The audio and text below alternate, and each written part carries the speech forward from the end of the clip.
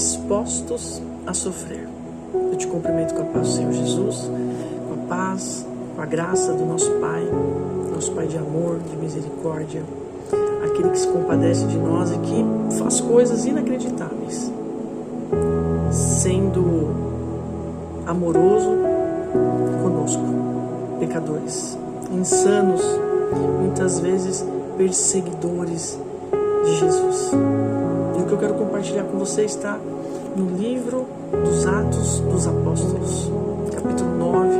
Nós vamos falar hoje um pouquinho a respeito do apóstolo Paulo, também conhecido como Saulo, né? Certa vez Paulo estava indo para Damasco e ali ele ainda respirava ameaças de morte. Ele tinha um zelo pela palavra de Deus. No coração dele ardia o temor. De fato, ele era sincero nas verdades que ele acreditava.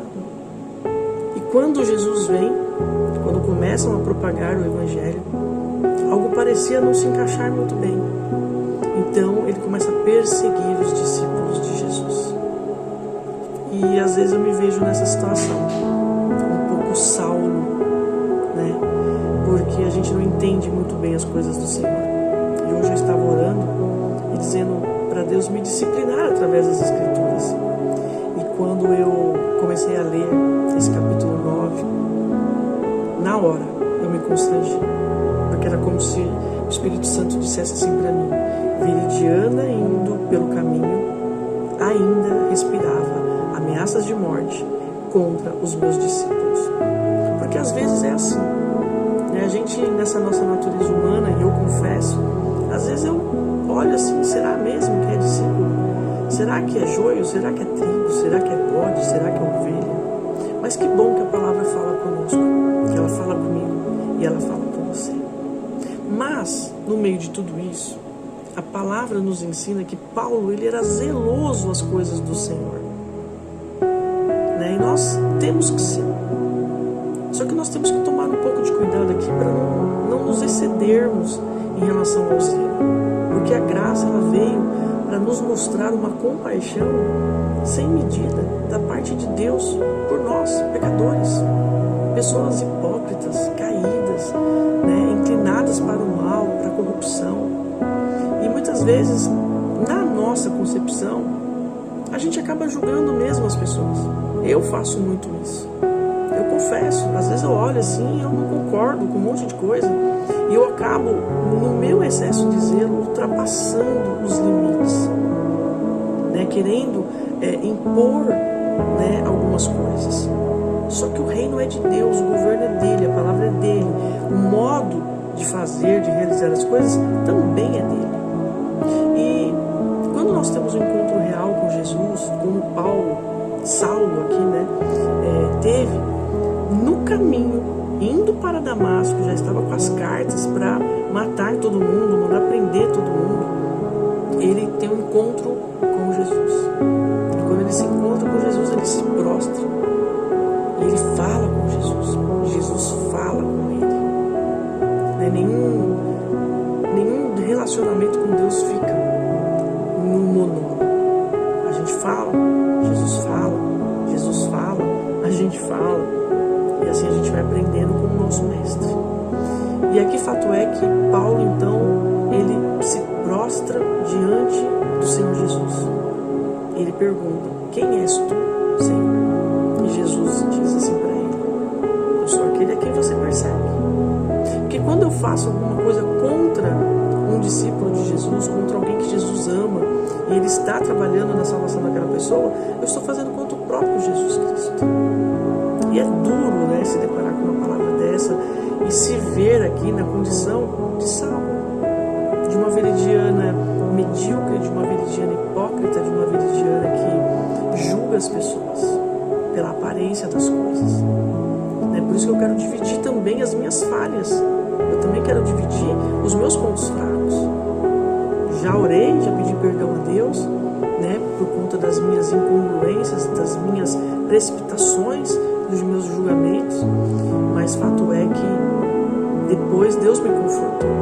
Ele disse para Saulo, né, olha, na verdade ele estava falando com Ananias, né? Ele disse assim, olha, tem um homem orando, o nome dele é Saulo. Aí Ananias, opa, peraí, Saulo? Mas Senhor, nós temos ouvido que Saulo, ele é um matador, um perseguidor de crente. Em algum momento alguém disse isso da Viridiana. A Viridiana, mas ela é uma perseguidora dos discípulos. Ela julga, ela combate de forma muito agressiva e tal. Mas é o zelo, é o excesso de zelo. Mas mesmo assim, nós temos que nos quebrantar para fazermos as coisas no modo que Deus espera de nós. Então ali Ananias, ele orientado pelo Senhor Jesus, numa visão, o Senhor Jesus diz assim para ele, olha, receba Saulo, porque ele foi escolhido, e eu vou mostrar para ele o que é sofrer pelo Evangelho. E aqui está escrito assim, no versículo 14, ele chegou aqui com a autorização do chefe dos sacerdotes para prender a todos que invocam o teu nome, né? Ananias falando com o Senhor Jesus. E aí o Senhor Jesus disse assim, Ananias, vá, este homem é meu instrumento, escolhido para levar o meu nome perante os gentios e os seus reis e perante a todo o povo de Israel. Mostrarei a ele quanto deve sofrer pelo meu nome. Então olha que Deus maravilhoso. Ele olha para mim, ele olha para você e ele sabe da intenção do nosso coração. E às vezes eu me pareço muito com Paulo, porque eu sou muito enérgica, né? Eu já fui muito enganada, eu já fui muito ludibriada, porque na igreja heteronormativa não me aceitavam e me condenavam. Me mostravam um Jesus que não é amor para salvação, é ódio para condenação. Infelizmente. Depois eu comecei a frequentar uma igreja inclusiva, porque eu praticava a homoafetividade. Só que de repente Deus abriu os meus olhos. E quando eu percebi todo o engano de um lado e do outro, numa instituição e na outra, eu meio que fiquei assim, incomodada com o sistema religioso. E isso me fez pegar uma certa aversão. Mas eu sei que nós temos que estar nesses ambientes em comunidade, em comunhão, em unidade com a palavra de Cristo. Porque todos nós somos pecadores e cada um está enfrentando o seu processo. Só que, ao mesmo tempo, Deus conhece o nosso coração. E Ele sabe que nós temos zelo. Só que esse zelo não é motivo para que venhamos a perseguir as pessoas, a julgar as pessoas, a maldizer as pessoas, a interpretar de forma diferente o trabalhar de Deus. Então hoje nessa oportunidade, assim como Deus falou comigo, eu também quero falar com você. Não importa quem éramos, importa o que seremos, porque Deus vai nos fazer novas criaturas. Ele vai mudar a nossa natureza humana, Ele vai mudar o nosso caráter. E nós precisamos nos encontrar com Ele, assim como Saulo, e nos prostrar diante dele. A questão é que, eu pensando aqui nesse último versículo que eu li, mostrarei a ele o quanto deve sofrer pelo meu nome.